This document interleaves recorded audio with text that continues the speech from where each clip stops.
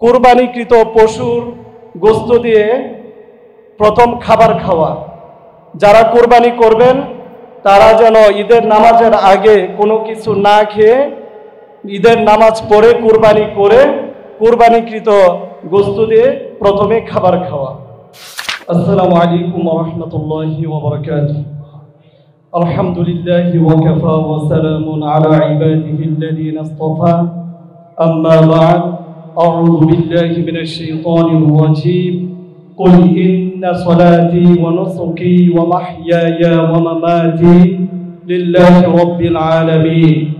قال النبي صلى الله عليه وسلم من أحب سنتي فقد أحبني ومن أحبني كان معي في الجنة أو كما قال عليه الصلاة والسلام. বিরুলিয়া উলামা ও ইমাম পরিষদের পক্ষ থেকে আহকামে কুরবানি সেমিনার উপলক্ষে আজকের সম্মানিত সভাপতি এবং উপস্থিত বিরুলিয়া উলামা ও ইমাম পরিষদের সম্মানিত সদস্যবৃন্দগণ, উপস্থিত ভূয়া মাদ্রাসার সম্মানিত ছাত্র ভাইয়েরা, কুরবানির দিনের বেশ কিছু গুরুত্বপূর্ণ সুন্নাহ রয়েছে। তার মধ্য থেকে আমি 10টি সুন্নাহ আপনাদের সম্মুখে আলোচনা করার চেষ্টা করব ইনশাআল্লাহ। সম্মানিত উপস্থিতি, কুরবানির দিন সর্বপ্রথম যেই সুন্নত সেটি হলো খুব ভোরে তাড়াতাড়ি ঘুম থেকে ওঠা। আমাদের মধ্যে অনেক মানুষ আছেন যারা চাঁদ রাত বলে অনেক রাত্র পর্যন্ত ফটকা ফোটানো, গান বাজনা করে অনেক রাত জেগে থেকে তারা পরের দিন ঈদের দিন ঘুম থেকে ওঠেন অনেক দেরিতে, যার ফলে অনেকের ফজরের নামাজ কাজা হয়ে যায়। ঈদের জামাতের থেকেও আরো অনেক বেশি গুরুত্ব ফজরের 2 রাকাত ফরজ নামাজ। ঈদের নামাজ হচ্ছে ওয়াজিব আর ফজরের নামাজ হচ্ছে ফরজ। এজন্য আমরা সকলেই চাঁদ রাত এই উপলক্ষে অনেক রাত্র জেগে না থেকে খুব তাড়াতাড়ি ঘুমিয়ে পড়ব এবং সকাল সকাল ঘুম থেকে উঠে আমরা ঈদের জন্য প্রস্তুতি গ্রহণ করব। ঈদের দিনের 2 নম্বর সুন্নাহ হলো মেসওয়াক করা। রাসূলুল্লাহ সাল্লাল্লাহু আলাইহি ওয়াসাল্লামের অভ্যাস ছিলেন তিনি 5 ওয়াক্ত নামাজের পর মেসওয়াক করতেন। আমরা সকলেই 5 ওয়াক্ত নামাজের পর আমরা মেসওয়াক করার চেষ্টা করব। 3 নম্বর ঈদের দিনের সুন্নাহ হলো গোসল করা। অনেক মানুষ আছেন যে বিভিন্ন কাজ করার কারণে বা অনেকেই ধারণা রাখেন যে আমি তো কুরবানি করব, তাহলে কুরবানি করে এসে কুরবানিকৃত পশুর রক্ত মাংস আমার গায়ে লাগবে, তো একসাথেই ঈদের নামাজের পরে কুরবানি করে একসাথে গোসল করে নেব। সেটা হবে না। ঈদের দিনের সুন্নত হলো যে ঈদের নামাজের আগেই গোসল করে ঈদের নামাজ পড়া। ঈদের দিনের 4 নম্বর সুন্নাহ হলো সুগন্ধি ব্যবহার করা।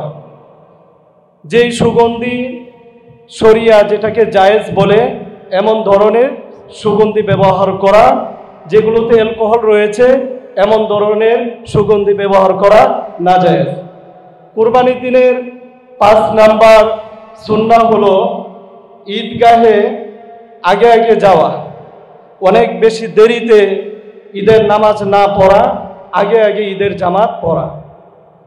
ঈদের দিনের 6 নম্বর সুন্নাহ হলো যে রাস্তা দিয়ে আমরা হেঁটে হেঁটে যাব, যদি বিকল্প রাস্তার ব্যবস্থা থাকে তাহলে আমরা অন্য রাস্তা দিয়ে হেঁটে হেঁটে আসব। আর যদি একই রাস্তা হয় তাহলে রাস্তার যে কোনো এক পাশে আগে যাব, আসার সময় অন্য পাশ দিয়ে আসব। কুরবানির দিনের 7 নম্বর সুন্নাহ হলো উচ্চ সুরে তাকবীর পাঠ করা। তাকবীরটি হলো এই, আল্লাহু আকবার আল্লাহু আকবার লা ইলাহা ইল্লাল্লাহু আল্লাহু আকবার আল্লাহু আকবার ওয়ালিল্লাহিল হামদ। এই তাকবীর উচ্চ সুরে বারবার পাঠ করা। কুরবানির দিনের 8 নম্বর সুন্নাহ হলো কুরবানিকৃত পশুর গোশত দিয়ে প্রথম খাবার খাওয়া। যারা কুরবানি করবেন তারা যেন ঈদের নামাজের আগে কোনো কিছু না খেয়ে ঈদের নামাজ পড়ে কুরবানি করে কুরবানিকৃত গোশত দিয়ে প্রথমে খাবার খাওয়া।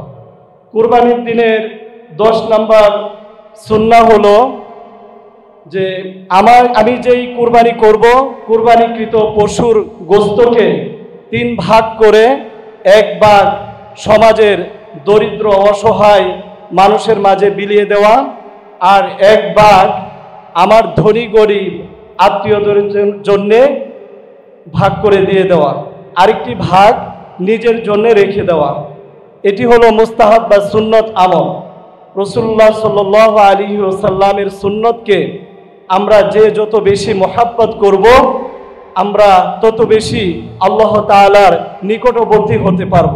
রাসূলুল্লাহ সাল্লাল্লাহু আলাইহি ওয়াসাল্লাম বলেন, কুল মান আহাব্বা সুন্নতি ফাকাদ আহাব্বানি ওয়া মান আহাব্বানি কানা মাই ফিল জান্নাহ। যে ব্যক্তি আমার সুন্নতকে মহাব্বত করলো সে আমাকে মহাব্বত করলো, আর যে আমাকে মহাব্বত করলো সে আমার সাথে জান্নাতে থাকবে। এজন্য আমরা সকলেই ঈদের দিনের সমস্ত সুন্নতগুলো পরিপূর্ণভাবে আদায় করে ঈদের দিনের যে ফজিলত আল্লাহ তাআলা আমাদেরকে দিয়েছেন সেই ফজিলত আমরা সকলেই অর্জন করার চেষ্টা করব। আল্লাহ পাক রব্বুল আলামিন আমাদের সবাইকে প্রিয় নবী সাল্লাল্লাহু আলাইহি ওয়াসাল্লামের সুন্নতের উপর পাবন্দি করে চলার তৌফিক দান করুন। আমিন। ওয়া আখির দাওয়ানা আলহামদুলিল্লাহি রাব্বিল আলামিন।